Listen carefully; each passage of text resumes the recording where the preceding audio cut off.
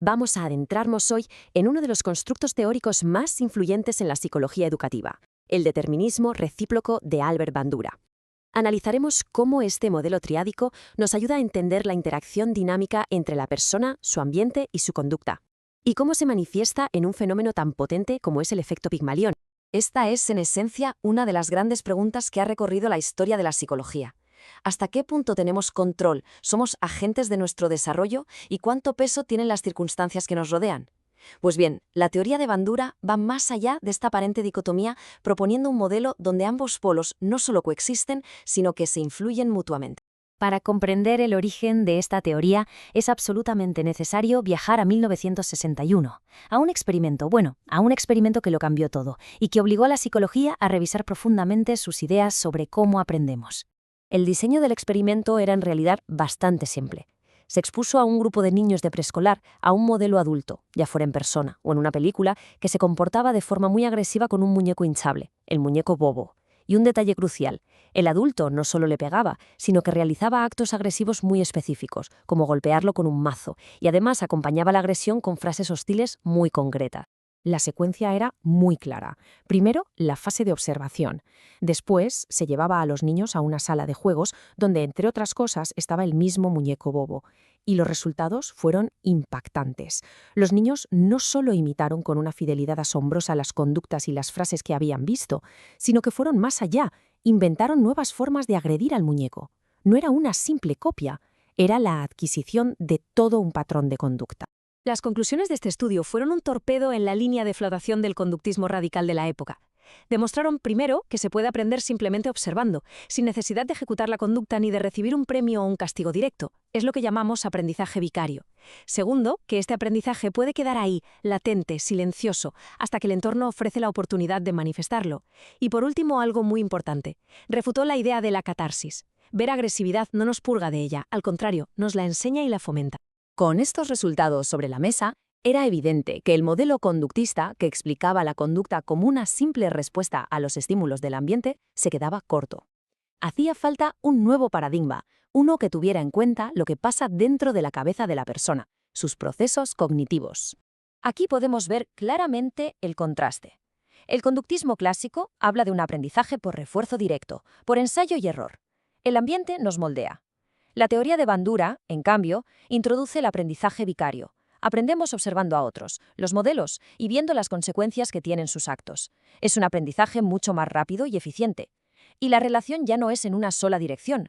La conducta, lo que hacemos, también puede cambiar el ambiente. Pero Bandura dio un paso más. No se conformó con esta relación de ida y vuelta entre ambiente y conducta. Su modelo evolucionó hacia una formulación mucho más completa, una formulación triádica que es el verdadero corazón de la teoría cognitivo-social. Y este es el modelo, el determinismo recíproco. Lo que postula es que hay tres factores en un juego de influencias constante: la persona, con todo su mundo interno; el ambiente, con sus influencias físicas y sociales; y la propia conducta. Y la clave es que se determinan mutuamente.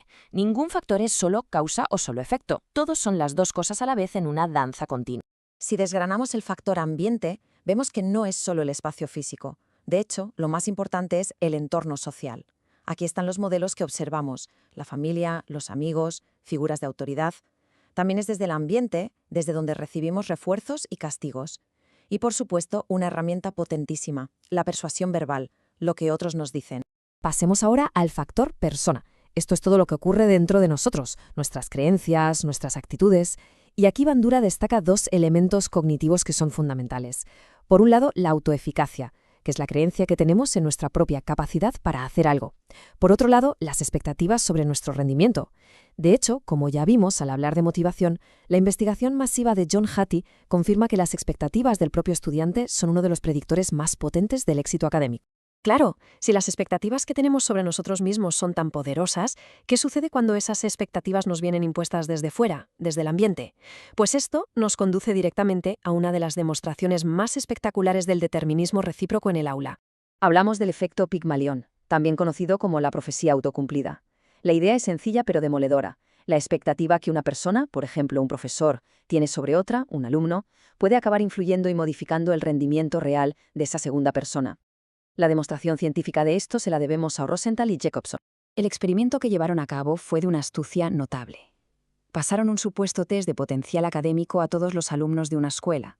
Después, informaron a los profesores de que ciertos alumnos, que en realidad habían sido elegidos completamente al azar, iban a despegar académicamente ese año. Por tanto, la única variable que se manipuló fue la expectativa del profesor. ¿El resultado al final del curso? Los alumnos etiquetados como promesas mostraron un aumento real y significativamente mayor en su cociente intelectual. ¿Y cómo funciona esto? ¿Es algún tipo de magia? En absoluto. El mecanismo es muy concreto. Rosenthal identificó 4 factores clave. Primero, el clima. Los profesores crean un ambiente emocional más cálido y cercano con esos alumnos.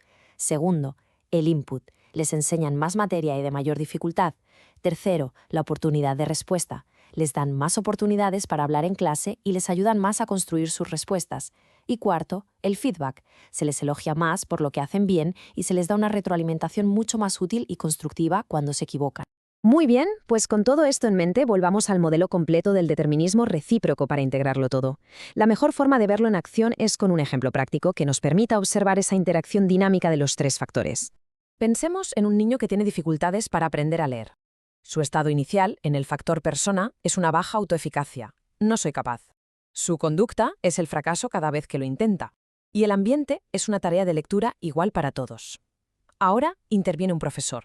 Actúa sobre el ambiente, adaptando la tarea, haciéndola individualizada. Actúa sobre la persona usando la persuasión verbal. Tú puedes conseguirlo. Esto facilita un cambio en la conducta. El niño, con ese apoyo, por fin tiene éxito leyendo. Y ese éxito, esa conducta exitosa, retroalimenta su factor persona, aumentando su autoeficacia. Se crea así un círculo virtuoso de cambio. Este ejemplo ilustra a la perfección cuál es el núcleo de cualquier intervención. Sí, podemos actuar sobre el ambiente, cambiando los métodos, y sí, podemos influir en la persona, fomentando su confianza. Pero estas son las palancas. El verdadero objetivo, lo que de verdad consolida el aprendizaje, es el cambio en la conducta. Y esta es la idea fundamental que debemos retener. De poco sirve que un profesor convenza a un alumno de que puede hacerlo si esa creencia no se traduce en una ejecución real y exitosa. Sin un cambio tangible en la conducta, en la acción, las creencias positivas se acaban desvaneciendo. El cambio duradero, el cambio permanente, necesita anclarse en la conducta. Por lo tanto, la implicación final de todo esto va más allá de la teoría. Es una pregunta eminentemente práctica que nos podemos hacer.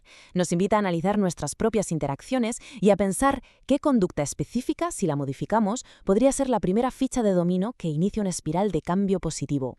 La respuesta, como nos muestra la teoría, tiene el potencial de reconfigurar nuestra propia realidad.